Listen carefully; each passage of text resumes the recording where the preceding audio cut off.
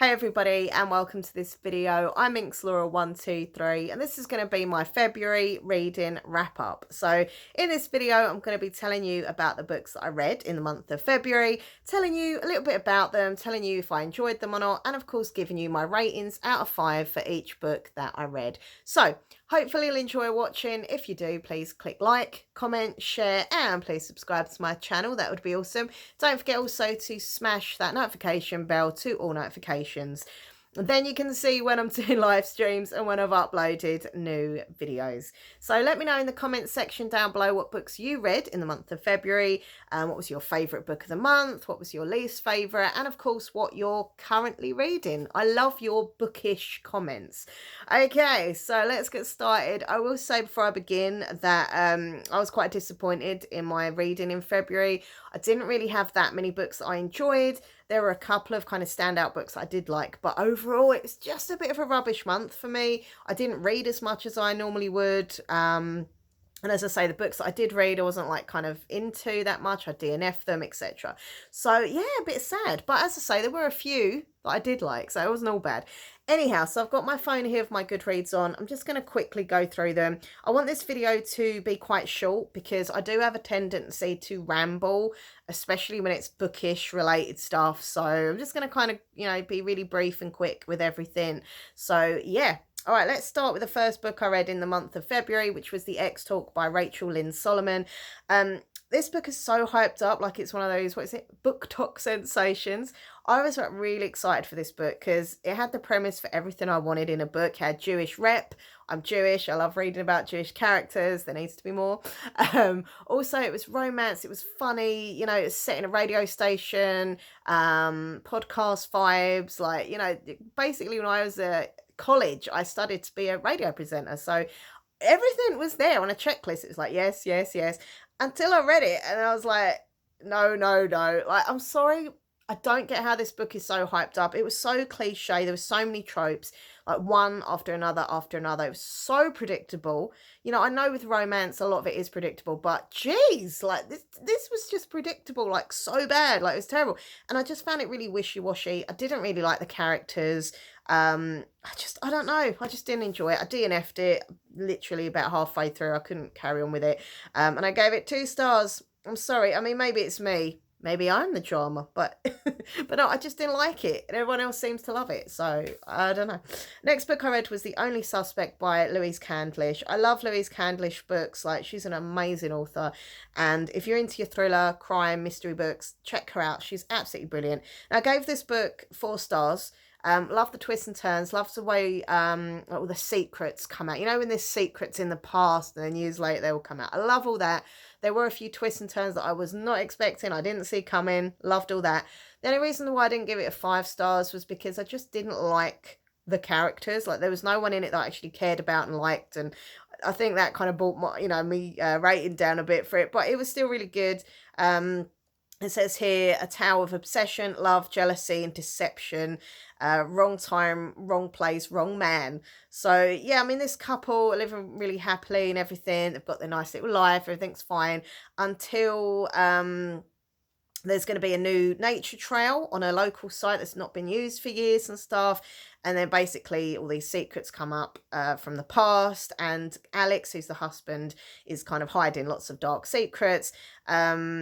And yeah, apparently it says here, a secret threatens to surface from years ago, back in Alex's 20s, when he got entangled with a seductive young woman called Marina, who threw both their lives into turmoil. There was a murder hunt and blah, blah, blah. Anyway, I don't want to ruin it for you, but it is good. Like, there is lots of twists, and I like the fact that, as I say, there's so many things that you don't expect, that you don't see coming. So that was exciting, but just didn't like the characters. But anyhow, moving on. As I say, 4 stars for that. Next book I really wanted to love because I love Laura Purcell books. She's one of those authors that's kind of a go-to author for me. As soon as they brought out a book, I'm there. I have to, insta buy them. This one was The Whisperer Muse, and it was all right. Like, I didn't hate it, but I didn't love it. Give it a 3-star. It's an average read for me. I got through it pretty quickly. It wasn't that creepy, it wasn't that dark, which normally with her books they are a little bit more kind of spooky vibes, but this just didn't really give me anything spooky really. I like the fact that it was set in kind of Victorian London. It's set in the theatre. Once again, on paper these things should be perfect for me because they're books, you know, subjects that I'm interested in, but I don't know, it wasn't spooky enough for me. I don't know, it just didn't, it lacked something. And without giving any spoilers, I found that the ending was just so flat. Like, you know, when you get to the end of a book and you're kind of waiting for that big finale, like, okay, it's all going to happen now, it's all going to happen, and then nothing happens, and you're like, oh, okay, well, that was a bit, you know. I like the fact that there was this whole kind of curse going on with one of the actresses, and this girl, who's the main character, Jenny. I like Jenny to a degree, like, she was okay. She was sent from the owner of the theatre's, what, hold on, sorry. So there's this theatre in London. Start again. This woman, Lilith, is the wife of the owner of the theatre, basically. And she sends Jenny, who is this, like, young girl who just does, like, bits and pieces and, like, sews the clothes and things like that. She sends her to spy on this actress to find out more about this curse. Some of the actors have died via the curse thing. Like, it's a bit weird. There's Greek mythology in this book as well, and I don't know, it was all right. It was okay, but just not what I expected. But I give it a 3-star. It was okay. All right, moving on to the next book, which is God Killer by Hannah Canna. Sorry, I don't know how to say her name. I really wanted to like this book because, once again, so many people had hyped it up and said it was brilliant and amazing. So there we go. I had this kind of, you know, excitement from the get-go, but then kind of the excitement went doo, doo, doo, doo. Basically, I got this book in my monthly subscription box, Illumicrate, which is a book-related subscription box. You get a book, which is normally a signed book by the author, sprayed edges, really fancy, lovely book. And you also get, like, bookish items as well. So, you know, yeah, I thought, I'll give it a go. You know, with the Illumicrate thing, you don't know what book you're going to get. It's kind of like a mystery. They give you a few little hints and clues, but they don't tell you the book, right? And so some months I'm going to love them, some months I'm not going to love them. Like, it's just the gamble and it is what it is, right? God Killer, I started off really enjoying it, and then, I don't know, the thing for me that got me was where the characters, because it's like obviously high fantasy and stuff, they were just going on these journeys, and the journeys was like, you know, what happened on the journey bit by bit. And I know that happens a lot in fantasies where the characters will go on a journey, but it just felt a bit like, oh, just get on with the story, just get on with the plot. I don't need to know where they're settling for the night and what's happening on their journey that night. I just want to get to the plot and the story. I found it a little bit boring and dull, and that's why I had to DNF it. But at first I was really enjoying it. I was liking the characters, and also a thing I didn't like the book in the book was it was quite graphic about some of the animal cruelty and stuff, which I don't like at all. I won't read books with it. If I start reading a book and there's like animal cruelty kind of described, I'm like, no, see you later. I have to just not read it because it really upsets me and triggers me. I just don't like it. And obviously where these characters are kind of on their journey and they're hunting and stuff, like they're mentioning things, and I was like, whoa.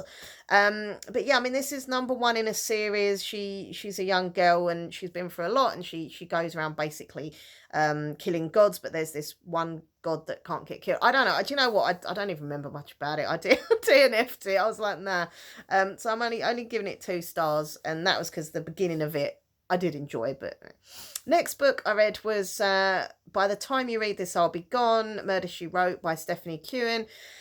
A library book. This is a book that I got from the library, and apparently this is going to be a series. I assume you can read them as like standalones, but it's going to be like a series. You know what, the Murder She Wrote show, I absolutely loved it. I used to watch it when I was a kid, and they still got repeats on TV that I watch now and again as well. Like, I just like it. Like, it's really fun and cozy mystery vibes. So when I saw there was going to be a new Murder She Wrote, I was really excited about it, but I just didn't like it. Like, I started liking it at the very beginning, and I just found myself getting really bored with it, and it was just like, ugh.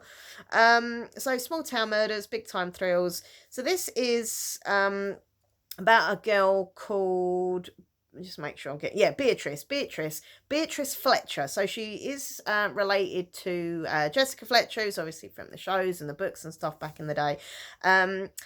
And I just kind of thought basically it would be more of a, like it would feel like Murder, She Wrote, but it just didn't. It just felt like all the other kind of YA thrillers that they keep churning out that are very similar to One of Us Is Lying and all that. But it's kind of that same format that they're doing. They're not kind of being original now. And yeah, I just miss that kind of coziness. There wasn't really much coziness. Yeah, her friend went missing. That was it. So she had this best friend and he went missing, and I don't know. I ended up actually not caring what happened to him. Like, it was like, this is so boring. I don't even care if they find him again, which is really awful. But, it's a book, right? But I just, yeah, 100% prefer the TV show, and I will not be carrying on with the series. I'm sorry. I give it 2 stars. I don't quite know why. It should have been a 1 star. I might have accidentally clicked the 2. But yeah, I mean, look, you might enjoy it. Maybe. I didn't. Now, the next book, actually, the next 2 books I really did like. So, yay, finally, there was a book, or 2 books that I enjoyed in February. The first one was Promise Boys by Nick Brooks. This was blooming amazing. I give it 5 stars. And it was so good for me because, as I say, I was just getting so, sad about not enjoying what I was reading. I was going to get into a reading slump. I could feel it. It was going down that avenue. And I was like, no, please, get me a book that I enjoy. And I'd got this one, and it was the book that took me away out of the reading slump because I really did enjoy this. So this was about this school in America, the prestigious Urban Promise Prep School. It says here, it might look pristine on the outside, but deadly secrets lurk within. When the principal ends up murdered on school premises and the cops come sniffing around, a trio of students, so you've got JB, Ramon and Trey, emerge as the prime suspects. They had the means, they had the motive, but they may have had the murder weapon. But with all 3 maintaining their innocence, they must band together to track down the real killer before they are arrested. Or is the true culprit hiding among them? I mean, it says here it's a mixture of One of Us Is Lying. Every book these days, every YA thriller says, if you liked One of Us Is Lying, and The Hate You Give. But honestly, it was really, really good. It's a really good thriller, and it also dealt with prejudice and like the abuse that you see in schools and stuff. And like there was so much going on in this book, but it was really, really good. I absolutely loved it, and I love the 3 main characters. They were quite short chapters as well, which I enjoy. And also you get like a different sort of perspective in each chapter from the characters and side characters, and it just felt so real. Like I was like, please, like just don't stop. Like I was loving the book. And so when I got to the end, I was like, oh, okay. I knew what happened obviously, so that was good. But I was kind of sad to say goodbye to them characters because I really like them. But anyhow, yeah, 5 stars for that. Really recommend Promise Boys by Nick Brooks. And another book that I absolutely loved was by Amy Leah called X's and O's. Now, I actually sent this book to my lovely viewer, Ems. Mwah. Ems, my friend, if you're watching, my fellow bookworm buddy, hello, and I hope you enjoy it. Please read it as soon as possible and let me know what you think about it. So, X's and O's, it was everything I was looking for from a romance book. Like, I'll be honest with you, like, romance isn't my favourite genre of books, but it's definitely up there. Like, when I'm in the mood for a little bit of cute, fluffy, sweet romance, I will have a romance book, right? This one just hit the spot on every level. And also what I loved about it, it had a little bit of ooh la la, like, oh, but not too much. I'm sorry, but some of these romance books, like, I'm no prude, trust me, but, like, they're just too much. Like, it's just like, it feels like kind of pornographic in the way they describe a sex scene. And they use words that you just think, oh, it just makes me cringe. But this book had a little bit of sexy time, but it was so done in just a cool, fun, romantic way. It didn't feel too cringy. And also the main character is a bookworm, which is amazing. But I love this one. It was so good. So basically, you've got the main character is Tara. Now, this is part of a series called The Influencer. This was actually number 2, and I actually bought number 1 the other day, so I've got that to read. But you can read them as standalones. So this is, I think, the first one was the sister. So this is, anyway, the main character is called Tara. She's had her heart broken 10 times by 10 different men, all of whom have dumped her because of her stage 5 clinger tendencies, being quite a clingy person in the relationship. Nevertheless, Tara is determined to find the one. The only problem is classic meet cutes are dead thanks to modern dating apps. So Tara decides to revisit her exes in hopes of securing her very own trope-worthy second chance romance. Then we've got Boston firefighter Trevor Metcalf, who will be the first to rush into a burning building, but the last to rush into a relationship. Love just isn't his thing. When his new roommate Tara enlists him to help her reconnect with her exes, he reluctantly agrees to help, but Tara's journey is leading him to discover his own new chapter.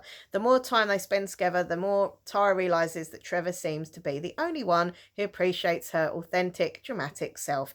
To claim they're happily ever after, can Tara and Trevor read between the lines of their growing connection? So I know I said before, like, I don't like that predictability in romance, but this just worked. Like, I was just rooting for him. I loved him so much, especially Tara. Like, I thought she was adorable and a bookworm. And he was like, it just sounded hot and fun, and obviously, like, they just great. I loved it. It's such a good book. Seriously. X's Nose by Amy Leah. 5 stars. It was brilliant. Next book I got was actually a little graphic novel. Got it from the library, and it's called Evil Thing, the graphic novel, a villain's graphic novel, and it was about Cruella De Ville. I'm not going to sing. But yeah, 101 Dalmatians. When I was a kid, out of all the Disney films, oh my God, like, Cruella De Ville terrified me. And to be fair, if I'm honest, she still does. Like, I can't bear her. Like, she's such an evil character. And when I found out about this graphic novel, it's basically like telling her story about before she become, you know, this big, like, nasty dog person and killer. And anyway, and I was like, okay, I want to see her backstory. I want to find out about her. Why does she become so evil and scary and nasty? And I'll be honest with you, like, I get aspects of it. Like, you know, obviously her mum was a real, like, biatch. And not very nice to her and stuff. And she lost her dad, and, you know, but I got to be honest, even when I got to the end of the graphic novel, which, can I say, the artwork in was amazing. It's really cool. I got to the end of it and I was like, I still hate her.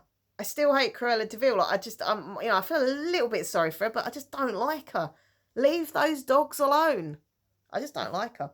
But no, it's really, really good to read. I did enjoy it. Give it a 4-star. The only reason I didn't give it a 5-star was because I just cannot stand Cruella De Ville, which is ridiculous. The next book I read was What Happened on Floor 34. And that was by Caroline Corcoran. I mean, this one was all right, but once again, it's one of these books where I just predict everything, you know, and whether it's a thriller, whether it's a romance, if I know what's going to happen in my head and then it happens, I'm like, oh, I don't know, I just find it irritating. So this was a thriller set in a newspaper. So it's about this girl called Rose, and she was the day editor at the newspaper, and this guy called Will Frost was the night editor. They do the same job, they sit at the same desk, but they never meet, they never kind of interact with each other because they're on different shifts. Then basically she goes into work one day and he's gone missing. No one knows where he is, and there's this kind of, you know, police, you know, interference, finding out, like, where is he gone, what's happened. She gets the blame, and do you know what, I was reading it, and like, once again, I just didn't care about the characters. Like, I didn't care what happened to this Will guy. I was like, oh, if he's gone, he's gone. You know, which isn't good. Like, if you're reading a book, for me anyway, I want to care about the characters. I want to know about them, and I want to find out more. But I don't know, I just got really bored of it, and I did DNF it. How many stars did I give it? I give it 2 stars, I think, or 1 star. I don't know, 2 stars. I think I've been a bit generous, because some of these 2 stars, they should have been 1 stars. 1 star, even. But yeah, I don't know, What Happened on Floor 34 got me thinking I don't really care. Who cares what happened on 32, 31, 30, 34, you know. Anyhow, my book of the month, I think you can probably tell, it could have been The Promised Boys, because that was very good. But the book that made me swoon, it made me happy, it made me feel good, it made me smile, it made me laugh, it made me cry, it made me emotional, of course, was X's Nose by the one and only Amy Leah. And I loved it. I truly recommend it to everyone. Like, it's just brilliant. So that was my book of the month for February. It feels like ages ago, actually, which it has been since I picked up my last book. So yeah, What Happened on Floor 34 was the last book I read before I started the book that I'm currently reading, which is, of course, the amazing Cassandra Clare, Chain of Thorns. And I'm just looking when I started this book. I wonder if does it say when I started it? Yeah, 24th of February I started reading Chain of Thorns, and it is now 3rd of March. I'm still reading it. It's a big, chunky, big book. And big books normally scare me, to be honest. I don't like reading big chunky books. I like kind of getting through as many books as I can, and big books take me longer. But anyhow, but it's part of the Shadowhunter series, Mortal Instruments, my favourite, my favourite series of all time. I love Cassandra Clare's writing, her characters, the world building, the fantasy. I don't know what it is, but whenever I read a Cassandra Clare book, I literally, I don't know, I zone out from everyday life and I just go into this world of the Shadowhunters, and the characters feel like kind of family, because I've read the Mortal Instruments Shadowhunters series for years, like literally years. So every time I pick up another book, I'm like, oh, I'm back with them. And then when I get to the end, I'm really upset because I'm like, oh, bye Tessa, bye Will. So it's amazing how, this series has really like got me, like, and I know obviously it's a massive book series. People love Cassandra Clare books. I've actually ordered her, or pre-ordered her adult book, which I think is called Swordcatcher, I think. But anyway, that comes out soon, so I pre-ordered that. So that'll be weird because it'll be her writing, obviously, but none of the characters from this are in it, and it's going to be a bit odd, but I'm going to give it a go because I love her. But yeah, I've been reading this book for days now, and I think I'm literally just over halfway all this time. So there we go. At the moment, if I had to rate it, it would definitely be a 5 without a doubt, but I'll let you know next month how that goes. But anyway, I hope you enjoyed watching, and I'm really sorry that I've not been very kind of positive about the books that I read. But as I say, apart from a few, like, I just didn't really enjoy them. But I'm hoping this month will be better. Obviously, I've still got this one that I'm reading to get through, and then I'm just going to try and crack on with as many books as I can. I've got some YA books, I've got some library books, I've got some new books, I've got, I think, pre-orders coming out this month. Like, I don't know. I never have like a TBR that I set. I have tried to do that in the past, but it don't work because I'm a mood reader, and, I might have a list of 10 books that I plan on reading, but when it gets to it, I'm like, no, I don't really fancy that. I don't really fancy. So I literally go with the flow when it comes to my reading. I think it works better for me that way. But yeah, there's a few books that I've got on my radar that I've got next door that I'm, wanting to read. So hopefully when I see you next month for my reading wrap up, I'll be like, yeah, these books were so much better in March. Hopefully. Anyway, thanks for watching. Don't forget to check out my other channel, MinxLaura123 ASMR. Links down below for that, as are all the links to my social media, so come and follow me on Twitter, Instagram, TikTok, and Goodreads. If you're a bookworm, you should have the Goodreads app. It's awesome. You can see what books I've read, want to read, that kind of thing. I think that's about it. Oh, and I have a thrown wish list. If you care to spoil me or treat me, please do. The link for that is down below as well. Anyway, everyone, take care of yourself. Lots of love. Happy reading. Bye. Mwah.